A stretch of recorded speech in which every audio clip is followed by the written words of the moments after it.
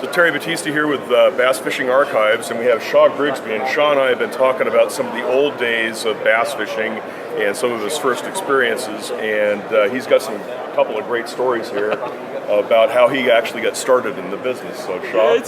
It's pretty neat. I am an archive when you look. It's great though, because the history of the sport is so important and what went on. But actually, for me to start tournament bass fishing, I was racing motorcycles, and I didn't have a race that weekend, and I wasn't very good at it, but I certainly had loved, jumping and racing through the backwoods and stuff.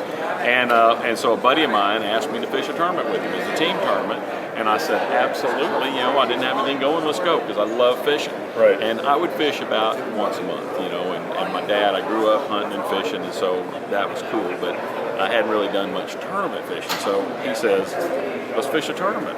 And it was a buddy tournament, and we showed up, and back then they would line the boats up all across the lake and shoot a flare gun for the takeoff. Mm-hmm. And well, we got out there, and all these boats are locked, side by side, stacked up, and we couldn't get on that front line, so we just set in behind two guys, because they had like 115s and 125s, big outboards for us back then. We had a little 85 on our boat. And so I'm sitting there, and here goes the guy, runs across there, shoots the flare gun, and the two boats in front of us showered down on it, took off. Well, when you shower down on an outboard, it blows a big bunch of prop wash when you're sitting still, a big hole. When we shot, it showered down on ours, and it went up on his prop wash and then down in the big hole, and it broke our tackle box open. It was floating about 3 feet up in the air, hit the ground, cracked open, rods going. I'm scrambling, holding on to him, and my buddy is driving the boat.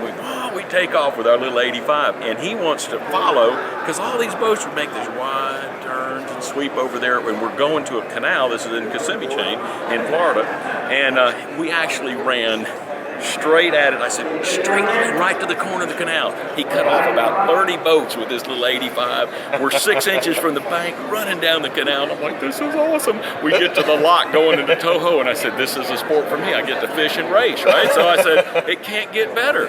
And of course, they ended that pretty quick, because you'd be running wide open, 7 abreast going down the canals. There'd be a crappie angler out there in the middle, and then everybody was eating the bank and crashing into each other. And so they figured it might be a little unsafe to do blast-offs like that. So now we do ooze off. But I was hooked on fishing anyway, so it just worked out really well. That's awesome. So how did you guys do in that tournament? We actually did fair. It wasn't super good. I think we were probably like 18th or something like that. But it was it was okay, and we had a great time. Fishing and racing and just having a good time as a kid. It's really good. That's awesome. Yeah, so it's good. So what was one of the first big tournaments that you fished? I fished the BASS tournament in 1977. Was the first BASS tournament I fished. I fished on the St. Johns River. It comes to my home state. I'd been reading about it, in the 70s all through in high school.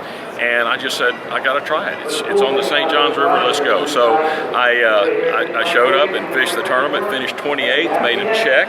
Wow. It was freezing cold, made some great friends, because every day you get a partner, and made $625, and I was like, I'm rich, man. $625, I made a check, first tournament, and here we go. And of course, you look at it, it took me a few years before, in 1984, I finally decided to become professional. And oh my goodness, here I am 30-some years later, and it's still going, and it's just an incredible. I love the sport of bass fishing, best sport in the world. It doesn't matter. My grandson, 7 years old, loves it, and you can love it at 92. It doesn't matter how old you are. It doesn't matter if you're male, female. It's one of those things where you can compete, and there's no limitations on what you can do in the sport of bass fishing.